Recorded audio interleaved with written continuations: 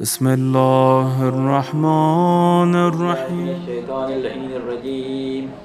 بسم الله الرحمن الرحيم.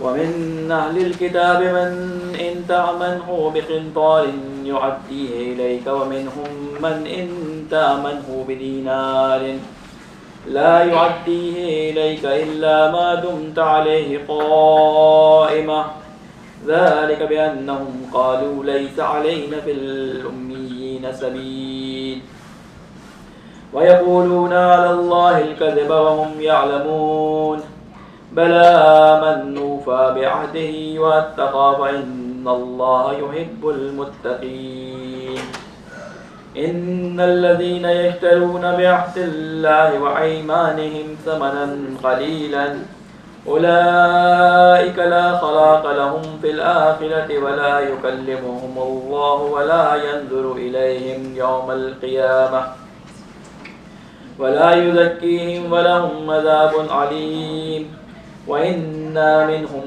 لفريقا يلوون ألسنتهم بالكتاب لتحسبوه من الكتاب وما هو من الكتاب ويقولون هو من عند الله وما هو من عند الله ويقولون على الله الكذب وهم يعلمون ما كان لبشر أن يؤتيه الله الكتاب والحكم والنبوة ثم يقول للناس كونوا عبادا لي من دون الله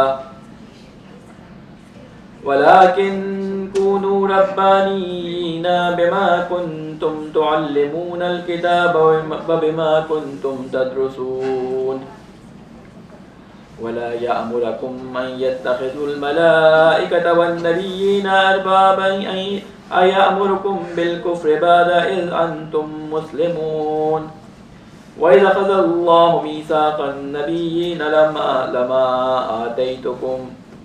لما آتيتكم من كتاب وحكمة ثم جاءكم رسول مصدق لما معكم لتؤمنن به ولا تنصرنه قال أقررتم وأخذتم على ذلكم إصري قالوا أقررنا قال فاشهدوا وأنا معكم من الشاهدين فمن تولى بعد ذلك فأولئك هم الفاسقون أفغير دين الله يبغون وله أسلم من في السماوات والأرض طوعا وكرها وإليه يرجعون قل آمنا بالله وما أنزل علينا وما أنزل على إبراهيم وإسماعيل وإسحاق ويعقوب والأسباط وما أوتي موسى وعيسى والنبيون من ربهم لا نفرق بين أحد منهم ونحن له مسلمون ومن يبتغي غير الإسلام دينا فلن يقبل منه وهو في الآخرة من الخاسرين صدق الله العلي العظيم صلوات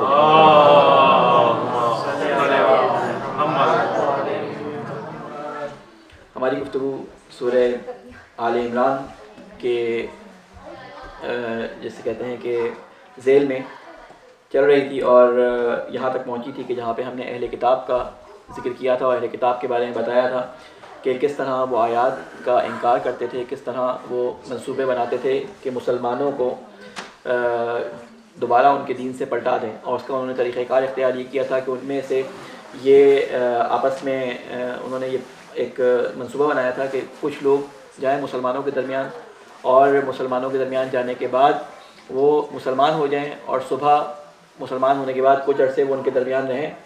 آپ لوگ ذرا پلیز باتیں آپ لوگ نہ کریں، صلوات بھیجیں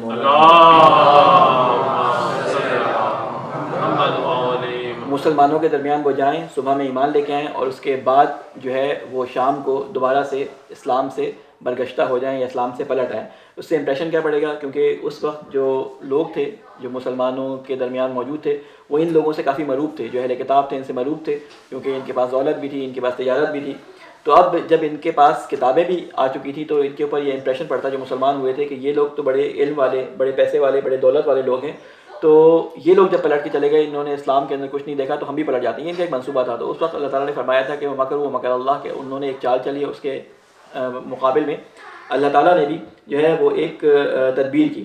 یہ بات ہماری چل رہی تھی اور پھر اس کے بعد ان کو یہ تنبیہ کی گئی تھی کہ تم تو جانتے ہو کہ اللہ تعالیٰ نے اپنی کتابوں کے اندر اس رسول کی پیشن گوئی کی تھی اور اس رسول کے بارے میں تمہیں پہلے سے بتا دیا تھا، تو تم کیوں انکار کرو، جانتے بوجھتے انکار کر رہے ہو. ان میں سے پھر کچھ لوگ اپنے آپ کو دل بہلانے کو لوگوں کو یہ کہتے تھے اپنے لوگوں کو کہ تم مسلمانوں کے سامنے جو ہے وہ اپنے اس رسول کی جس کی پیشن گوئی ہماری کتابوں میں کی گئی ہے اس کے بارے میں تم ان کو بتانا نہیں، ٹھیک ہے، ورنہ وہ اللہ کے سامنے تمہارے خلاف حجت لے کے آئیں گے کہ یہ دیکھو ان کی کتابوں میں تصدیق کرنے کے لیے رسول کی جو نشانیاں موجود تھیں انہوں نے تصدیق نہیں کی. یعنی اپنے آپ کو بیوقوف بناتے تھے، نہیں معلوم کس کو بیوقوف بنانے کی کوشش کرتے تھے. تو اس طرح یہ باتیں ساری کی ساری چل رہی تھیں. اور پھر اللہ تعالیٰ نے فرمایا تھا کہ یختص برحمتہ من یشاء، کہ وہ مختص کر دیتا ہے اپنی رحمت کو جس کے لیے چاہتا ہے. واللہ ذو الفضل العظیم، اور اللہ مالک ہے فضل عظیم کا. یہاں تک ہماری گفتگو ہو گئی تھی.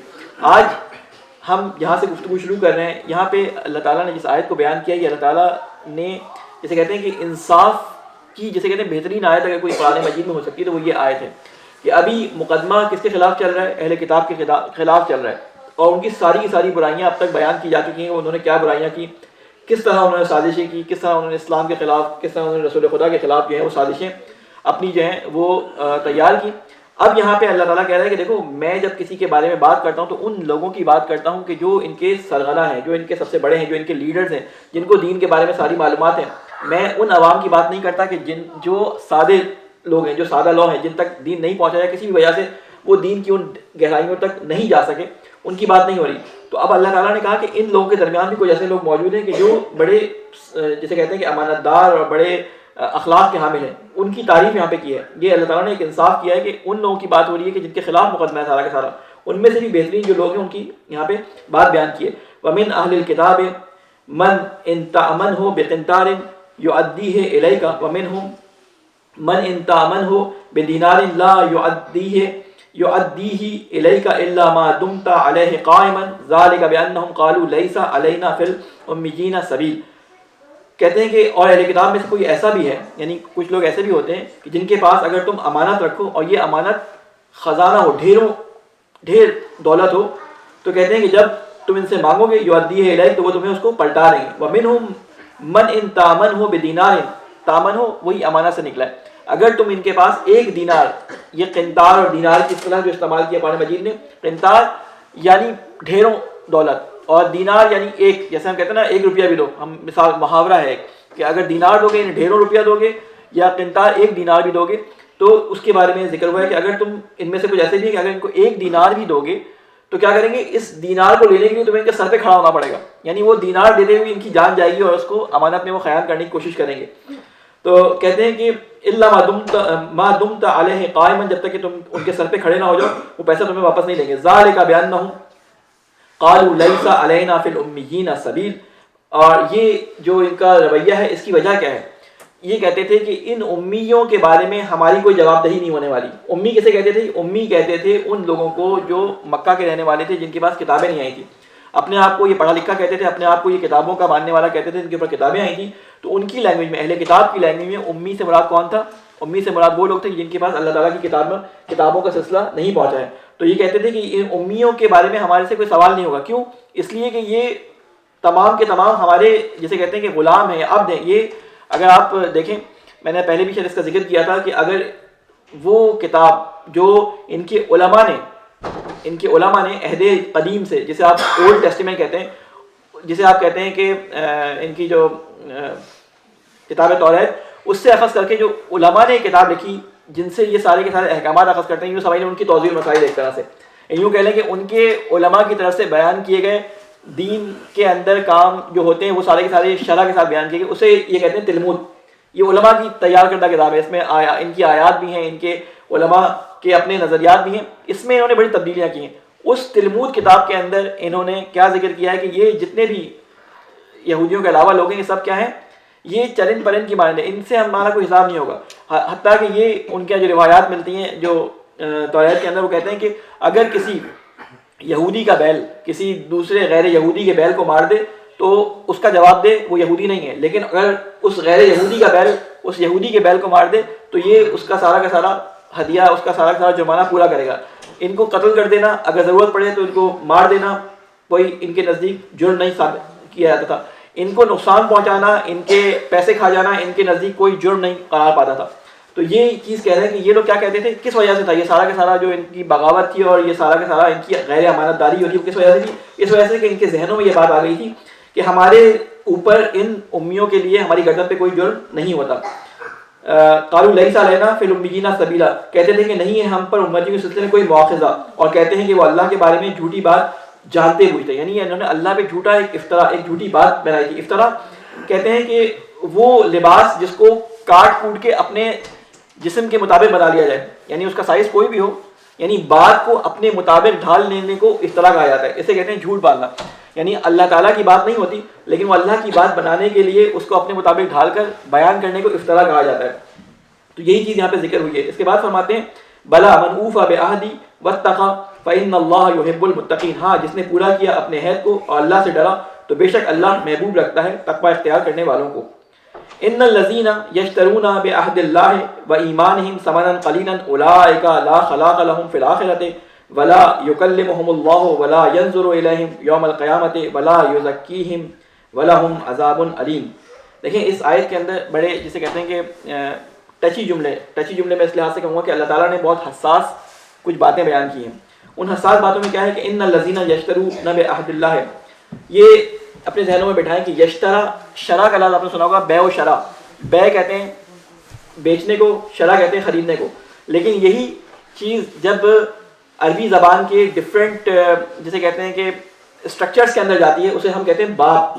جیسے میں نے آپ کو بتایا تھا کہ عمل کو جب باب استفعال میں ڈالا جاتا ہے تو وہ کیا ہوتا ہے، استعمال ہو جاتا ہے۔ لفظ استعمال، عمل سے استعمال، یعنی استعمال یعنی کسی چیز کو طلب کرنا، اس میں کوئی طلب پائی جاتی ہے۔ استغفار طلب مغفرت، استعمال طلب عمل، استعمار طلب امر، ٹھیک ہے۔ تو یہ چیزیں عربی زبان کے اندر ہوتی ہیں کہ جب وہ کسی باب کے اندر کوئی ورڈ جاتا ہے تو اس کے معنی تبدیل ہو جاتے ہیں۔ یہ لفظ بیع اور شرع یہ بیچنے اور خریدنے کے معنی میں بھی استعمال ہوتا ہے، لیکن کسی اور باب میں جاتا ہے تو یہ الٹے معنی میں ہو جاتا ہے۔ یعنی اگر آپ شرع کہتے ہیں تو آپ اس کے معنی کیا ہوتے ہیں، خریدنے کے، لیکن جب یشتری کہتے ہیں تو اس کے معنی بیچنے کے ہو جاتے ہیں، یہ ایک اور باب میں چلا گیا۔ تو یہ اس طرح کی عربی زبان کے اندر چیزیں موجود ہوتی ہیں۔ تھوڑی سی عربی گرامر میں آپ اگر جسے کہتے ہیں تفکر تدبر کریں گے، تھوڑا سا اس کے بارے میں پڑھیں گے تو آپ کو یہ معنی پتہ چل جائیں گے۔ اسی معنی سے لوگ کھیلتے ہیں بعض دفعہ اپنے مطلب کے معنی بیان کرنے کے لیے۔ تو یہاں پہ کیا فرمانا ہے، ان الذین یشترون بعہد اللہ، بلا شبہ وہ لوگ جو بیچتے ہیں اللہ سے کیے ہوئے عہد اور اپنی قسموں کو حقیقی قیمت پر۔ کیا مطلب ہے کہ دیکھیں ان سب سے عہد لیا گیا تھا، اب یہ عہد کا ذکر بھی آئے گا کہ تم نے بعد والے نبی کی تصدیق کرنی، ان کے نبی نے ان کو یہ تعلیم دی تھی کہ بعد آنے والے نبی کی تمہیں کیا کرنی ہے، تائید کرنی ہے اور اس کی حمایت کرنی ہے۔ ہر نبی کو اللہ تعالیٰ نے حکم دیا تھا، بلکہ حکم کیا دیا تھا، ان کی پیدائش سے پہلے جس طرح تمام انسانوں سے ایک عہد دیا تھا کہ الست بربکم، کیا میں تمہارا پروردگار نہیں ہوں؟ سب نے کہا تھا قالوا بلا، ہاں تمہارا پروردگار ہے۔ اسی طرح اللہ تعالیٰ نے جو نبیوں سے عہد لیا تھا اس کا ذکر بھی یہاں پہ اگلی آیتوں میں ذکر کیا ہے۔ تو کہتے ہیں ان سب سے ذکر کیا تھا کہ تم اگلے آنے والے رسول کی جو ہے وہ پیشن گوئی کرو گے، اور تمہارے اوپر یہ لازم ہوگا کہ اگر آنے والا رسول تمہارے زمانے میں آ جائے تو تم اس کی اتباع کرو گے، یعنی وہ تم سے اپر ہینڈ رکھتا ہوگا۔ ہمیشہ یہ قانون رہا کہ آنے والا رسول پچھلے رسول پہ جسے کہتے ہیں ایک درجہ اوپر رکھتا تھا۔ اب یہاں پہ اللہ تعالیٰ کیا فرما رہا ہے کہ بلا من اوفی بعہدی واتقی فإن اللہ یحب المتقین۔ اس کے بعد تھا ان الذین یشترون بعہد اللہ، یہ بھی ہو گیا۔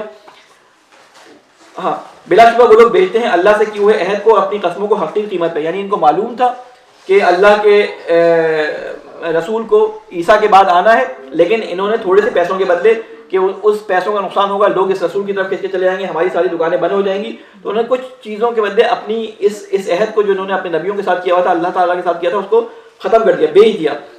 فرماتے ہیں اولئک لا خلاق لهم فی الآخرۃ، کہتے ہیں کہ یہ وہ لوگ ہیں کہ جن کا آخرت میں کوئی بھی حصہ نہیں۔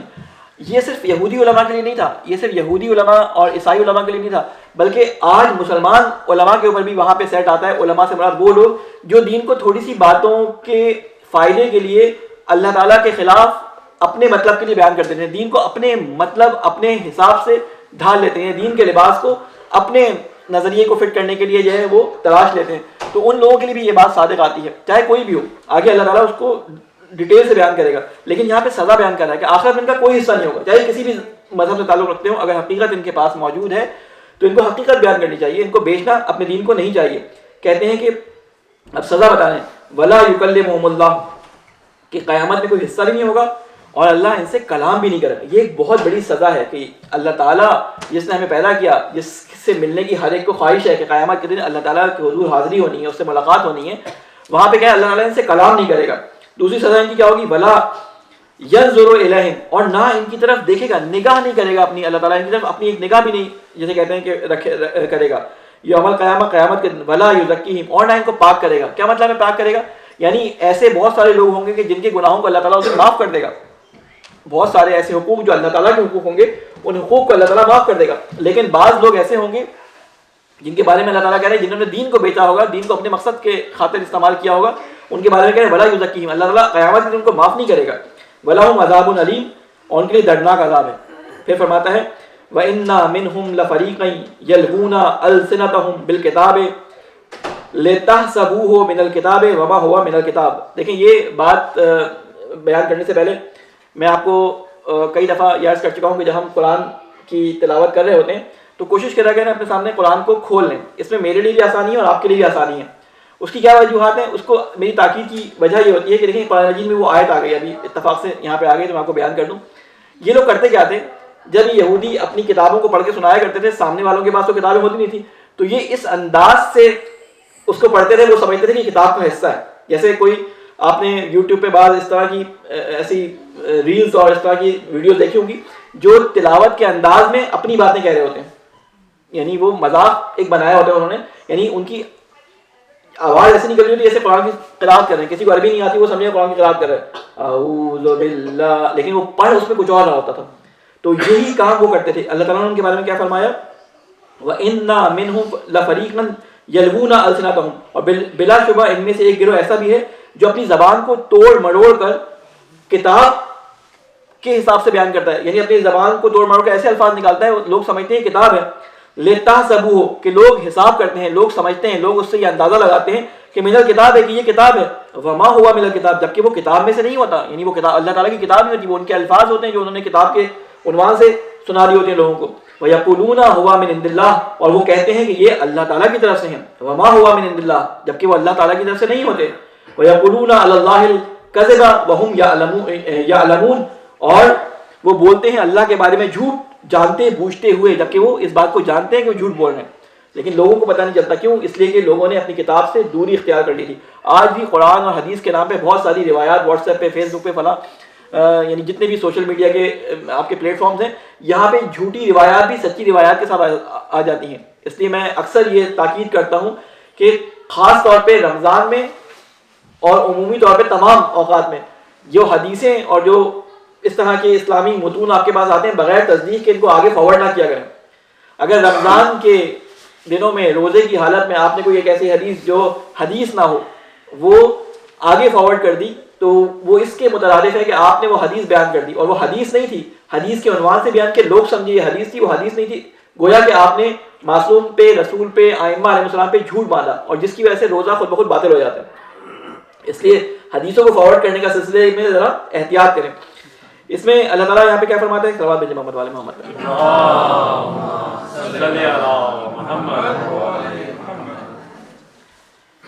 تو وہ لوگ کہتے تھے کہ اللہ تعالیٰ کی طرف سے, جبکہ وہ اللہ کی طرف سے نہیں ہوتا تھا, اور یہ جانتے بوجھتے اللہ کے بارے میں جھوٹ باندھتے تھے. ما کان لبشر ان یؤتیہ اللہ الکتاب والحکم والنبوۃ ثم یقول للناس کونوا عبادا لی من دون اللہ ولا کونوا ربانیین بما کنتم تعلمون الکتاب وبما کنتم تدرسون.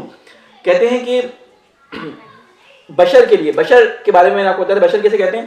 بشر کہتے ہیں اس, یعنی انسان کے لیے لفظ استعمال ہوتا ہے, یعنی جس بشر کہتے ہیں کھال کو, یعنی بشر کہتے ہیں ایسے یعنی مخلوقات میں سے ایسی مخلوق کو کہ جس کے اوپر حالات اثر انداز ہوتے ہیں, جس کے تاثرات چہرے کے, جس کی کھال کے تاثرات حالات کے حساب سے بدلتے ہیں. یعنی آپ کسی کے سامنے کوئی بری بات کہیں تو انسان کے چہرے پہ تغیر آ جاتا ہے, کسی کو آپ بری بات کہیں تو اس کے چہرے پہ تغیر آ جاتا ہے, خوشی کے اثر آ جاتا ہے اچھی بات کہیں.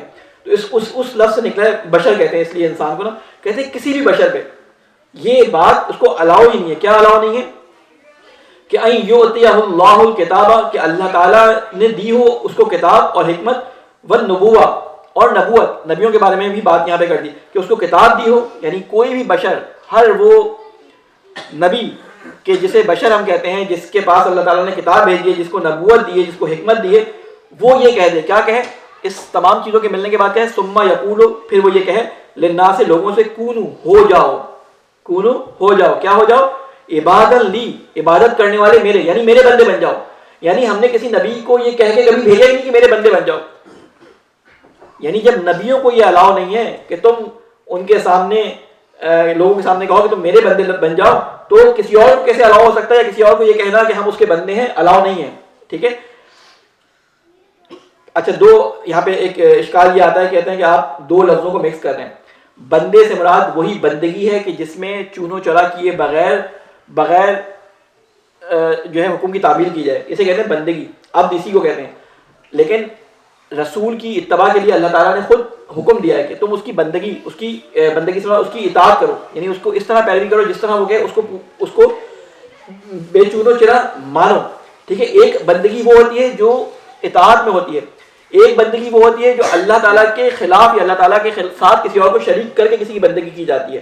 یہ اس بندگی کی بات ہو رہی ہے یہاں پہ کہ تم کو حکم نہیں دیتا کوئی نبی کہ اس کی بندگی کرو، اس کے لیے عبادت کرو اللہ کو چھوڑ کے. ولا کونوا ربانیین، بلکہ وہ تو یہی کہتا ہے کہ بن جاؤ اللہ والے. ربانیین کسے کہتے ہیں؟ رب جو لفظ ہے وہ پرورش کرنے والا، پالنے والا، پروردگار جو ہمیں تربیت کرتا ہے، اس کے لیے لفظ رب استعمال ہوتا ہے. ربانیین یعنی اللہ تربیت کرنے والے، اللہ کے بندے بن جاؤ. کہتے کونوا ربانیین، تم بن جاؤ اللہ والے. بما کنتم تعلمون، کیوں کہ تم تعلیم دیتے ہو، الکتابہ کتاب کی، و بما کنتم تدرسون، جس کی تم تعلیم،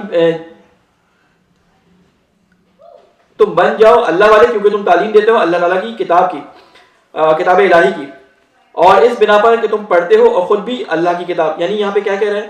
کہتے ہیں کہ تم اللہ کی کتاب بھی پڑھتے ہو. نبیوں کے بارے میں بیان کیا جا رہا ہے کہ وہ اپنا بندہ نہیں بناتے بلکہ وہ کہتے ہیں کہ اللہ کے بندے بن جاؤ.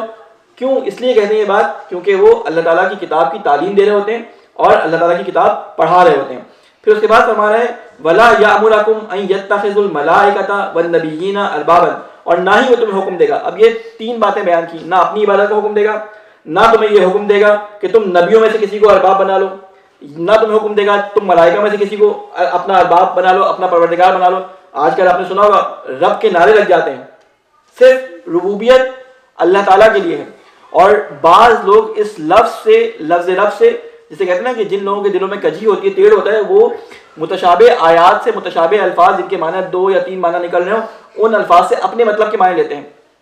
تو کہتے ہیں کہ جی اللہ تعالیٰ نے خود ہی تو فرمایا ماں باپ کے بارے میں کہ رب ارحمہما کما ربیانی صغیرا، ان کے لیے بھی تو رب کا لفظ استعمال کیا ہے. تو وہ اللہ تعالیٰ نے خود استعمال کیا ہے تربیت کرنے والے کے عنوان سے. لیکن یہاں پہ ہم جب آیت کو دیکھتے ہیں تو ہم آیت کے کانٹیکسٹ کو دیکھیں گے، کہ یہ نہیں کہ ہم آیت کو یہاں پہ پڑھ رہے ہوں اور کانٹیکسٹ کو کسی اور جگہ دیکھیں.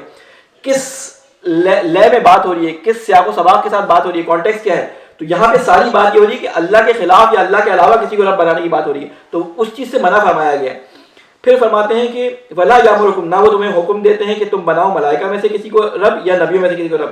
یامرکم بالکفر، کیا وہ حکم دے سکتے ہیں تم کو کفر کا؟ بعد اذ انتم مسلمون، اس کے بعد کہ تم مسلمان ہو چکے ہو. یعنی یہ تو حیرت کا سوال کیا ہے اس نے اللہ تعالیٰ نے کہ کیا یہ نبی حکم دے سکتا ہے اس کے بعد کہ تم ایمان لائے اس کے بعد وہ کفر کا حکم دے دیں؟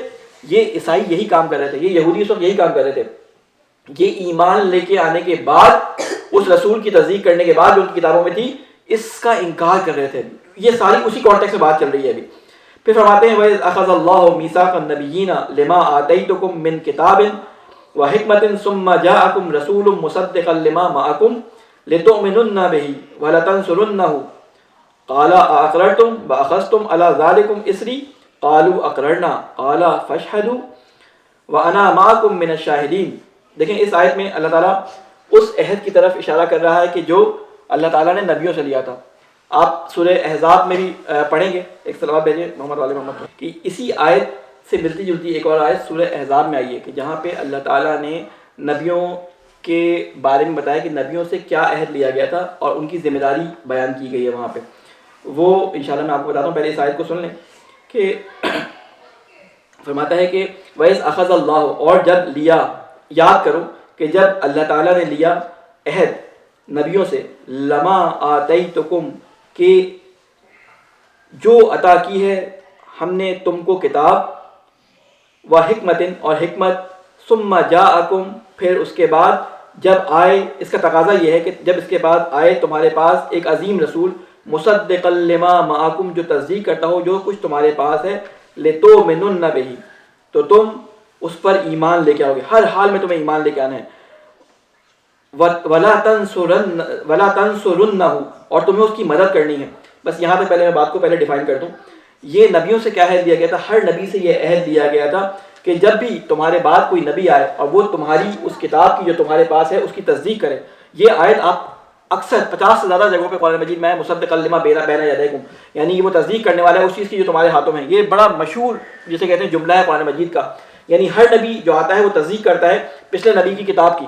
تو کہتے ہیں جب بھی تمہارے پاس کوئی ایسا نبی آئے، یہ قاعدہ سنیں، جب بھی تمہارے پاس کوئی ایسا نبی آئے کہ جو تصدیق کرنے والا ہو اس کتاب کی جو تمہارے ہاتھوں میں ہے، تو تمہاری ذمہ داری کیا ہے؟ اللہ تعالیٰ نے لفظ بڑا سخت استعمال کیا ہے، یہ جو لفظ ہے نا لتؤمنن ولا تنصرن، اس میں 3 تاکیدیں اکٹھی آئی ہیں، ایک لام جب فعل مضارع سے پہلے لام زبر لا ہے، اور ایک نون ثقیلہ جو اس کے اندر ہے، ٹھیک ہے، اور پھر بہی کی ضمیر کے ساتھ بھی اس کی تاکید کی ہے، تو 3 تاکیدیں ایک ساتھ کی ہیں، کیا کہ یقیناً تم اس کے اوپر حتماً ایمان لے کے آؤ، ٹھیک ہے، ولا تنصرنہ، اور اس کی ضرور اس کی مدد کرو، یعنی تاکید کے لیے میں 2 دفعہ ضرور یا 3 دفعہ ضرور کہہ رہا ہوں کہ اللہ تعالیٰ نے جملہ تاکید کا فرمایا، اس نے ایک ہی لفظ میں بول دیا، لیکن اردو میں ہمارے پاس کوئی ایسا لفظ نہیں ہے کہ جس کو میں ایک ہی لفظ میں بیان کر سکوں، یعنی بہت زیادہ تاکید کے ساتھ کہا ہے کہ تم اس کے اوپر ایمان لے کے آؤ اور اس کی مدد کرو۔ قال اقررتم، پھر کہا کہ کیا تم اس بات کا اقرار کرتے ہو، تم یہ کام کرو گے، یعنی جب نبی آئے گا تو تم اس کی مدد بھی کرو گے اور اس پہ ایمان بھی لے کے آؤ گے، کیا تم اقرار کرتے ہو؟ یہ سارے نبیوں سے عہد دیا ہے روز الس والے دن، یعنی پیدا ہونے سے پہلے، انسان کے وجود میں آنے سے پہلے یہ نبیوں سے عہد دیا جا رہا ہے، اس کا ذکر یہاں پہ ہے۔ قال اقررتم، کیا تم اس کا اقرار کرتے ہو؟ واخذتم علی ذالکم اسری، اور کیا تم اپنے کندھوں پر اس بھاری ذمہ داری کو لیتے ہو؟ قالوا، سب نبیوں نے کہا اقررنا، ہم اس کا اقرار کرتے ہیں۔ اب ایک سوال ہے یہاں پہ، مرحوم ڈاکٹر اسحاق احمد اس کو ذکر کرتے تھے بڑا جسے کہتے ہیں کہ شد و مت کے ساتھ، کہتے تھے کہ یہ جو یہاں پہ نبیوں سے عہد لیا گیا، یعنی ہر نبی نے اپنے بعد والے آنے والے نبی کی پیشن گوئی کی اور پچھلے نبی کی تصدیق کی۔ کہتے ہیں پچھلے نبی کی تصدیق کرنے والے تو بہت سارے جھوٹے نبی پیدا ہو گئے، لیکن بعد میں آنے والی جو نبی ہوتی نبی ہونے ہو تو اس کی پچھلے نبی نے کوئی نہ کوئی جسے کہتے ہیں انڈیکیشن بیان کی ہوگی، کوئی نہ کوئی اس کی نشانی بیان کی گئی ہوگی۔ تو کہتے ہیں کہ نبی کے بعد جن لوگوں نے بھی نبوت کا جھوٹا دعویٰ کیا، تو اگر یہ عہد کے وقت اس بات کو مینشن کر دیا تھا نا، رسول خدا نے تو کسی کے بارے میں نہیں کہا کہ میرے بعد ایک نبی آئے گا، جبکہ اگر کسی نبی نے آنا ہوتا، بعض لوگ اس عقیدے کے حامل ہیں، کہتے ہیں کہ یہ نبی ذلی نبی آ سکتا ہے، جیسے کہتے ہیں کہ جو شریعت کا حامل نہ ہو وہ نبی آ سکتا ہے، یعنی نبی کی شریعت پہ چلنے والا، پچھلی نبی کی شریعت پہ چلنے والا نبی آ سکتا ہے، یعنی وہ مختلف پیرایوں میں نبی کے آنے کا اعتقاد رکھتے ہیں، ٹھیک ہے نا۔ ہمارے ایک بہت بڑے صوفی جسے کہتے ہیں کہ مسلمانوں کے فلسفے اور مسلمانوں کے صوفی ازم کے اوپر بہت بڑا اثر ہے، انہوں نے بھی یہ بات کی تھی، ٹھیک ہے، ابھی میرا نام لینا مقصد نہیں ہے یہاں پہ کون تھے، لیکن بات کی تھی مسلمانوں تصوف کے اندر یہ نظریہ پایا جاتا تھا کہ ذلی نبی ہو سکتا ہے، ٹھیک ہے، یعنی نبی کا سایہ، لیکن اگر اس طرح کی بات ہوتی تو رسول خدا نے اس کے بارے میں اشارہ کیا ہوتا، جبکہ رسول خدا نے فرمایا تھا علی انت بمنزلت ہارون، کہ اے علی آپ کی نسبت مجھ سے ایسی ہے جیسے کہ موسیٰ کو ہارون سے نسبت تھی، لا نبی آبادی، لیکن آپ کے بعد کوئی نبی نہیں۔ اہل سنت برادران کے اسی طرح کی حدیث انہوں نے بھی ایک بیان کرتے ہیں کہ جو اے عمر تمہاری نسبت مجھ سے وہی ہے جو موسیٰ کو ہارون سے تھی، لیکن میرے بعد کوئی نبی نہیں ہے۔ تو یہ روایات اس طرح کی آپ کو ملے گی، ٹھیک ہے نا، اس طرح کی بہت ساری روایات آپ کو اور بھی ملیں گی۔ تو بہرحال اس میں جو ہے وہ تحقیق کرنا ضروری ہوتا ہے، وہ چیز جو آیت قرآنی میں بیان کی ہے وہ حتمی ہے، لیکن دوسری جتنی چیزیں ان کو قرآن میں پرکھ کے دیکھا جائے گا کہ وہ کتنی سچی ہو سکتی ہیں، کتنی سچی نہیں ہو سکتی۔ پھر فرمایا کہ قال اقررتم، کیا تم اقرار کرتے ہو؟ واخذتم علی ذالکم اسری، کہ اس عہد کو جو اتنا بھاری بوجھ ہے اس کو تم اٹھاتے ہو؟ سب نے کہا اقررنا، ہم اس کا اقرار کرتے ہیں۔ تو اللہ تعالیٰ نے پھر فرمایا قال فاشہدوا، پس گواہ رہو، وانا معکم، اور من الشاہدین، اور میں بھی تمہارے ساتھ گواہوں میں شامل ہوں، یعنی میں بھی گواہی دیتا ہوں۔ یعنی یہ اتنی شدید بات ہے کہ نبیوں کے بعد کوئی جعلی نبی نہیں آ سکتا جب تک کہ اس کی پیشن گوئی نہ کی گئی ہو. پھر فرمایا فَأُولَٰئِكَ هُمُ الْفَاسِقُونَ. اچھا اب یہ بات کس کی ہو رہی ہے؟ یہ بات ہو رہی ہے اہل کتاب کی, اور اللہ تعالیٰ ان کو کس لفظ سے پکار رہا ہے؟ فاسقون, یعنی یہ فاسق ہیں, یعنی علنی گناہ کرنے والے ہیں, علنی بات کو چھپانے والے, علنی امانت داری کے خلاف جسے کہتے ہیں بدعہدی کرنے والے ہیں. انہوں نے چھپا لیا نبی کی تعلیمات کو, نبی کی نشانیوں کو, نبی کے جسے کہتے ہیں آنے کو اپنے لوگوں سے چھپا لیا. فغیر دین اللہ یبغون وله اسلم من فی السماوات والارض طوعا وکرها والیہ یرجعون. کہتے ہیں کہ تو پھر کیا اللہ کے دین کے سوا کوئی اور دین چاہتے ہیں یہ لوگ, حالانکہ اللہ ہی کے مطیع ہیں جو بھی آسمان میں ہیں اور جو بھی چاند جو بھی آسمان میں اور زمین میں ہیں, نہ چاہتے ہوئے بھی, اور اسی کی طرف سب لوٹائے جائیں گے. اچھا یہاں پہ ایک لفظ پہ آپ غور کیجئے گا, ہم نے آپ کے سامنے یعنی پہلے بھی اس بات کو بہت دفعہ بیان کیا, یہاں پہ دوبارہ آیت کے اندر آیا تو اس کو میں دوبارہ بیان کر دوں کہ ہر نبی کو اللہ تعالیٰ نے ایک ہی دین دیا تھا, اور وہ کیا تھا؟ اسلام. آدم کو بھی وہی دین دیا تھا, نوح کو بھی وہی دین دیا تھا, عیسیٰ کو بھی وہی دین دیا تھا, موسیٰ کو بھی وہی دین دیا تھا, حضرت ابراہیم علیہ السلام کو بھی وہی دین دیا تھا. یعنی ہر نبی کا دین کیا تھا؟ وہ تھا اسلام. اسلام کا مطلب کیا ہے؟ تسلیم ہو جانا, اللہ تعالیٰ کے آگے اپنے سر کو جھکا دینا. اور نہ صرف انبیاء علیہ السلام کو یہ دین دیا گیا, بلکہ اللہ تعالیٰ نے اپنا یہ قانون رکھا تھا پوری دنیا تمام مخلوقات کے اوپر کہ ہر چیز جو کچھ زمین اور آسمان کے درمیان ہے اسلم, وہ تسلیم ہے اللہ تعالیٰ کے سامنے. اس آیت کے اندر اس کو بیان کیا گیا ہے. صلوات بھیجے محمد علیہ محمد پہ.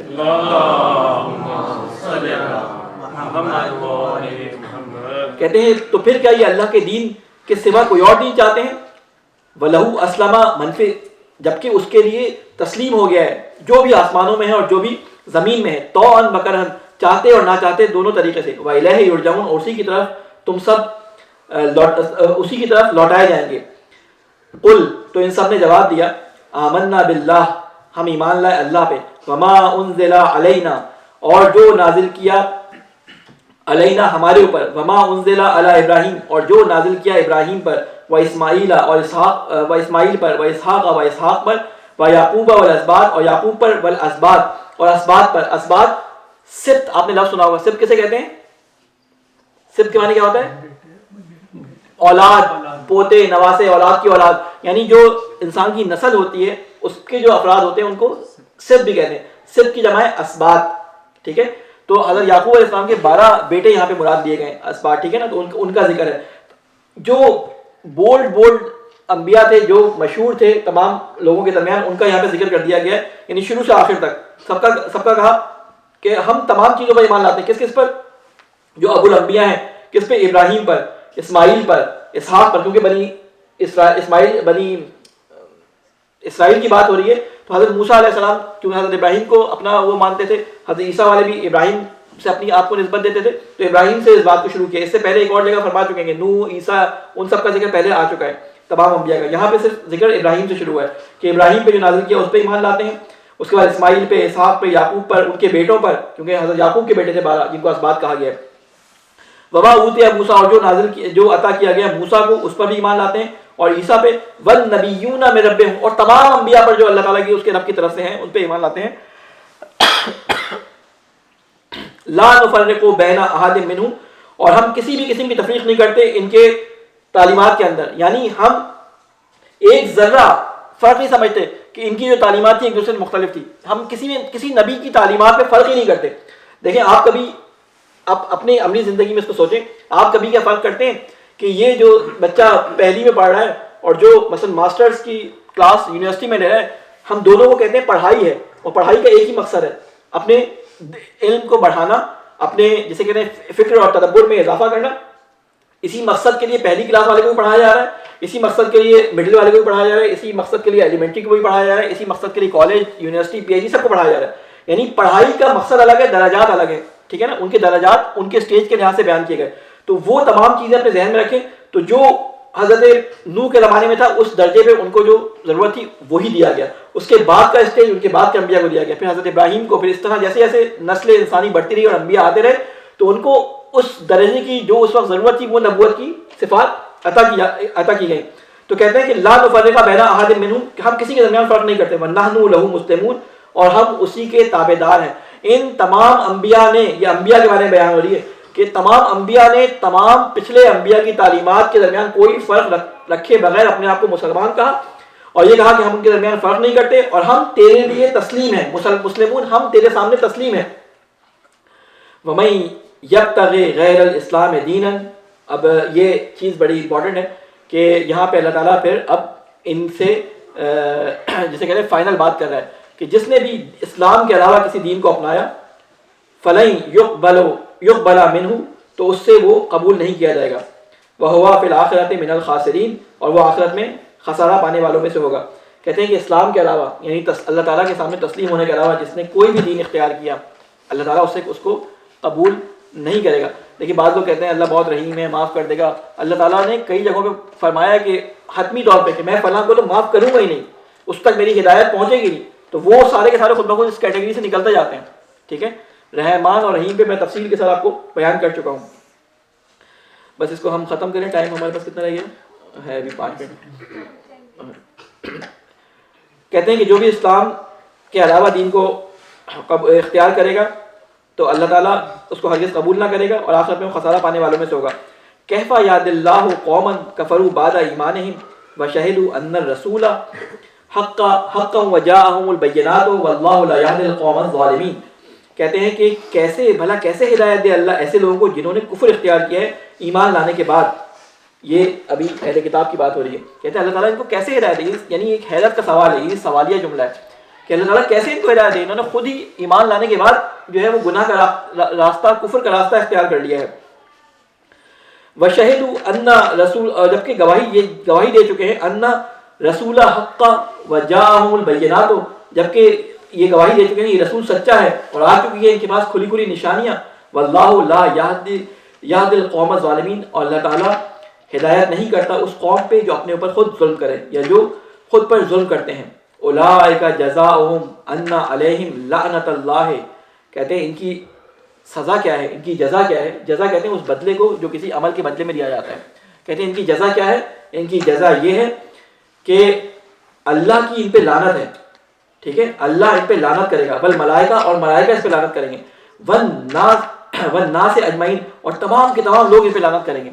یہ تمام کے تمام کون لوگ ہوں گے؟ یہ تمام کے تمام وہ لوگ ہوں گے جن کو انہوں نے اپنی تعلیمات سے گمراہ کیا ہوگا، یعنی ان کے ابھی تو ان کے حامی نظر آ رہے ہیں لیکن بعد میں یہ بھی ان پہ لعنت کریں گے کہ انہوں نے ہمیں گمراہ کر دیا۔ تو اللہ کی بھی لعنت ہے، اس کے ملائکہ کی بھی لعنت ہے، اور تمام کے تمام لوگوں کی لعنت ہے۔ خالدین فیہا، اور یہ ہمیشہ رہیں گے جہنم، یہاں پہ لفظ جہنم نہیں آیا لیکن خالدین فیہا یہ اس میں ہمیشہ رہیں گے کیونکہ عذاب کا ذکر ہو رہا ہے۔ ٹھیک ہے، اور یہ عذاب کہاں پہ؟ لعنت کا عذاب آخرت میں ہے۔ دیکھیں آپ کو ایک بات بتاؤں، یہاں پہ ٹائم میرے پاس کم رہ گیا لیکن ایک بات بتاؤں کہ مباہلے کے بارے میں بھی جو تھا نا کہ لعنت اللہ یا قوم الظالمین، یا اللہ جو ہے جھوٹوں پہ لعنت کرے یا ظالمین پہ لعنت کرے، یا لعنت کا لفظ جہاں پہ بھی آیا ہے، لعنت کا مطلب یہ نہیں ہوتا کہ ادھر لعنت کی گئی ادھر وہ عمل پورا ہو گیا، ایسا کچھ بھی نہیں ہوتا۔ رسولوں کے زمانے میں اللہ تعالیٰ اپنی جسے کہتے ہیں سزا و سزا کو اسی وقت میں پورا کرتا ہے، لیکن رسولوں کے بعد یہ لعنت یہاں پہ بھی ذکر ہے، یہ لعنت جو اللہ تعالیٰ سے جس کی دعا کی جاتی ہے وہ آخرت میں جو ہے وہ ہونے والی ہے۔ یہ آخرت کا ذکر چل رہا ہے کہ آخرت میں کون کون ان پہ لعنت کرا ہوگا، اللہ بھی ان پہ لعنت کرا ہوگا۔ لعنت کا مطلب کیا ہوتا ہے؟ اس کا مطلب سمجھ لیں، لعنت اس دعا کہتے ہیں جو اللہ سے اللہ کی رحمت سے دوری کی دعا ہوتی ہے، یعنی ہم دعا کریں اے اللہ اس کو اپنی رحمت سے دور رکھ، اس پہ اپنی رحمت نہ کر، اس کا مطلب ہوتا ہے اس پہ لعنت کر رہے ہیں۔ یہ لفظ لعنت اردو زبان میں ایک الگ معنی میں استعمال ہوتا ہے، لیکن عربی زبان میں لعنت کا مطلب ہوتا ہے کسی کو اللہ سے دوری کی دعا دینا، یا دوسرے الفاظ میں بد دعا دینا۔ ٹھیک ہے، اس کا مطلب ہوتا ہے لعنت، یعنی اللہ ان کو اپنی رحمت سے دور کرے گا، ملائکہ ان پر لعنت کریں گے، تمام کے تمام لوگ ان پہ لعنت کریں گے، اور یہ ہمیشہ اس لعنت میں رہیں گے، یعنی عذاب ان پہ یہ قیامت کے دن موجود ہوگا۔ لا یخفف عنہم العذاب ولا هم ينذرون، اور ان کے اس عذاب میں تخفیف نہیں کی جائے گی اور نہ ان کو مہلت ملے گی۔ بہرحال یہاں پہ ایک چیز اور میں آپ کے سامنے بیان کر دوں کہ بعض دفعہ ہمارے ذہنوں میں یہ ہوتا ہے کہ ہم دعا کرتے ہیں اللہ تعالیٰ سے۔ دعا کیا ہوتی ہے؟ دعا یہ ہوتی ہے کہ اللہ تعالیٰ سے کسی کام کے کرنے یا کسی کام کے نہ ہونے کے بارے میں التجا کی جاتی ہے۔ ٹھیک ہے، اے اللہ یہ کام میرے لیے برا ہے، یہ کام ایسا انجام نہ ہو، یہ کام میں چاہتا ہوں مجھے یہ چیز عطا کر دے۔ یہ ہوتی ہے دعا، اللہ تعالیٰ سے اللہ تعالیٰ کو پکارنا، اللہ تعالیٰ سے کسی چیز کو طلب کرنا، یہ دعا کے اندر کیا جاتا ہے۔ یہ جو ہم استخارہ دیکھتے ہیں اس کے بارے میں آپ لوگ غور سن لیں، خواتین بھی اور مرد دونوں اس بات کو غور سنیں۔ یہ جو استخارہ کرتے ہیں یہ ایک دعا ہے، طلب خیر کی. استخارہ میں نے آپ کو کہا تھا لفظ یہ باب استفعال میں جو بھی لفظ جاتا ہے وہ کسی چیز کو طلب کرنے کے لیے ہوتا ہے. یہ لفظ خیر جب باب استفعال میں گیا اس سے بنا استخارہ یعنی طلب خیر کرنا. استخارے کا مطلب یہ نہیں کہ آپ نے ساری اپنے جیسے کہتے ہیں کہ ذمہ داریوں کو چھوڑا اور کہا کہ اللہ تعالیٰ کے کندھے پہ نعوذ باللہ بندوق رکھے اور قرآن میں ایسے کر کے دیکھا جو آیت آ گئی پہلے آیت کو دیکھ کر آپ نے کہہ دیا یہ استخارہ اچھا ہے استخارہ برا ہے. استخارے کا مطلب ہے کہ آپ اپنی طرف سے اللہ کے سامنے طلب خیر کی دعا کر دیں. اب وہ کب پوری ہوگی وہ نہیں, یعنی اس کی بنیادوں پہ فیصلے نہیں کیے جاتے, اس کی بنیادوں پہ فیصلے نہیں کیے جاتے, فیصلے اس بنیاد پہ کیے جاتے ہیں. استخارہ نہیں کہاں کیا جاتا ہے. استخارے کی کچھ مراحل ہیں, اس کو غور سے سنیں. استخارے کا پہلا مرحلہ کیا ہے؟ سب سے پہلے آپ اس امر کے بارے میں خود سے ریسرچ کریں, دیکھیں کہ وہ اس میں کیا کیا پازیٹیو پوائنٹ ہے کیا کیا نیگیٹو پوائنٹ ہے. اگر ریسرچ کے بعد بھی کچھ نہیں چلتا تو آپ مشورہ کریں لوگوں سے. مشورہ کرنے کے بعد ان کے ایکسپرٹس کے پاس جائیں. مثلا اگر کسی چیز کو خریدنا چاہ رہے ہیں یا کسی رشتے کو آپ کسی سے کرنا چاہ رہے ہیں تو یہ سارے مراحل طے کریں. اور پھر جب دو دل ہو جائیں, دو دل کا مطلب سمجھتے ہیں یعنی آپ شش و پنج کا شکار ہو جائیں کہ یہ کام کروں یا نہ کروں, تو اللہ تعالیٰ سے خیر کی طلب کر کے اس کام کو انجام دے دیں. توکل علی اللہ کریں. کبھی آپ نے سنا کہ نبی نے استخارہ کیا ہو جانے کے لیے یا امام نے استخارہ کیا ہو؟ یہ استخارہ ہوتا ہی اپنے لیے طلب خیر ہے. جب ہم استخارہ کسی سے کہتے ہیں نا کہ استخارہ کر دو تو ہم کہہ رہے ہوتے ہیں اللہ تعالیٰ اس کو یہ پرابلم ہے میں تو اسے طلب خیر کرتا ہوں. تو یہ سینس نہیں بنتی, لیکن کیونکہ اتنا مشہور ہو گیا کسی کو منع کرو تو کہتے ہیں کہ وہاں صاحب بڑے روڈ ہو گئے, استخارہ کرنے سے منع کر دیتے ہیں. لیکن استخارہ ہوتا ہے ہمیشہ اپنے لیے. استخارہ ہوتا ہے, استخارہ اپنے لیے دیکھا جاتا ہے طلب خیر. جب آپ یہ سارے مراحل انجام دے چکے ہوں اور کیا پتا یہ خیر آپ کے لیے ابھی لکھی ہو, کیا پتا یہ خیر آپ کے لیے 10 سال بعد لکھی ہو, کیا پتا آپ کی 10ویں نسل میں لکھی ہو.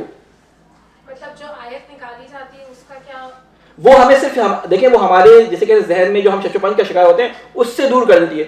یعنی ہم نے سارے مراحل طے کر لیے ہوتے ہیں. مثال کے طور پہ ہمیں ایک چیز خریدنی ہے, اس کے بارے میں ہم نے ریسرچ کی, 5 نیگیٹو پوائنٹ ہمیں مل رہے ہیں, 5 پازیٹیو پوائنٹ مل رہے ہیں, ہم بیچ میں پھنس گئے.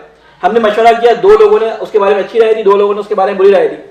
اب ہم پھنس گئے, کیا کریں؟ ہم نے سارے مراحل انجام دی, اب ہم طلب خیر کرتے ہیں. اب اگر آیت ایسی آ جاتی ہے جس میں عذاب کی آیت نہ ہو یا کوئی ایسی آیت ہو کہ جس سے آپ اندازہ لگا لیں کہ یہ نیکی کی آیت ہے یا جنت کی آیت ہے, اس طرح کی کوئی آیت ہو, تو اس وقت کیا کرتے ہیں؟ ہم کہتے ہیں کہ ٹھیک ہے ہم اللہ پہ توکل کر کے اس کام کو انجام دے رہے ہیں.